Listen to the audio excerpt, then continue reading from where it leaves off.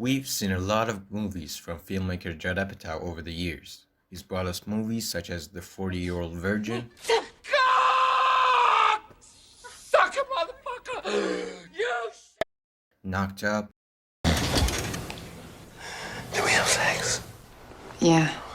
Nice. Trainwreck, Are you high? So high. and now this.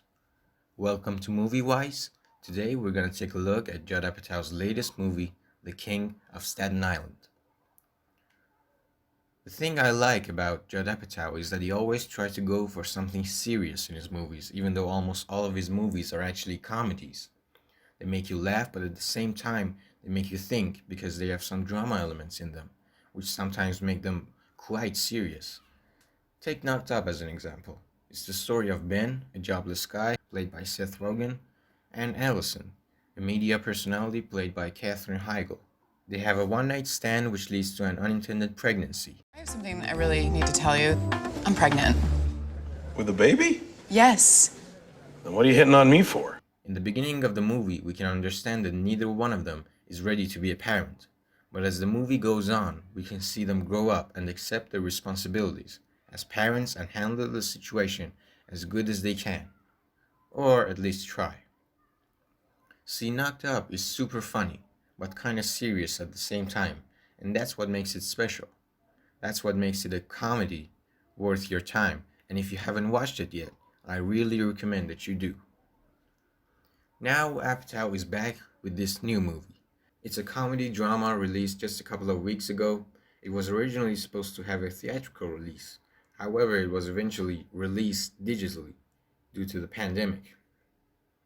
It was written by Judd Apatow, Dave Cyrus, and Pete Davidson, who is also the star of the movie.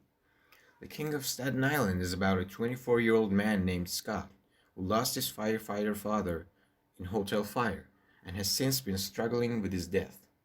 He is unemployed and spends most of his time with his friends and smoking marijuana. He still lives with his mom, played by Marisa Tomei. For many reasons, this character, Scott, reminded me of Seth Rogen in Knocked Up.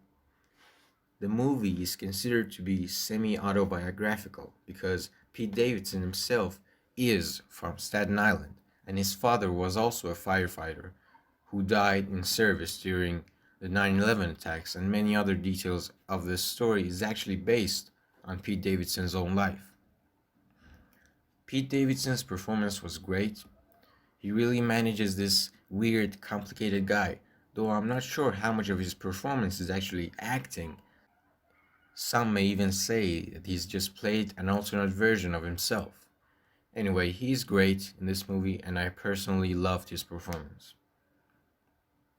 The supporting actors are also good. I particularly liked the performances of Marisa Tomei as Scott's mother and Bill Burr as another firefighter who starts dating her, which makes Scott really upset, by the way. Bill Burr is mostly known as a comedian, but in this movie we see a more serious side of him. All the supporting characters are actually what makes Scott want to change and grow up. Like at the beginning of the movie, he's like a child, as if he hasn't grown up since his dad died, but we see him gradually change as the movie goes on. Now, let's get to the negative points. First of all, it's too long. It's like Apatow's signature move now. He makes long movies, sometimes even longer than they need to be. It is 2 hours and 17 minutes long. There were some subplots that I personally didn't like much. Sometimes they just felt unnecessary, to be honest. But you know, the whole movie shows this guy's life. Like we just watch him live his life and try to figure out what he wants to do with his life. And also try to get over his father's death. So I guess it's somehow normal for it to have all those subplots. Still, they probably could have wrapped up the story in less than 2 hours. The second point is that it has the same formula that Apatow's previous movies did. A man or a woman who is always acting like a child but gradually grows up and so on. I'm not saying it's not enjoyable, it is very much, but I think it's about time he got rid of this pattern and did something different. In the end, I would say it's a well-made movie. It is really funny but also gets serious when it needs to, and sometimes you may even find yourself laughing at pretty serious stuff. For example, there is this scene at the beginning where Scott's friends make jokes about his dad, and then Scott tries to pretend like he doesn't care. Knock, knock. Who's there? Not your dad. It's hilarious, and at the same time, we can feel his pain deep down. So that's it. Thanks for watching. Please subscribe to our YouTube channel.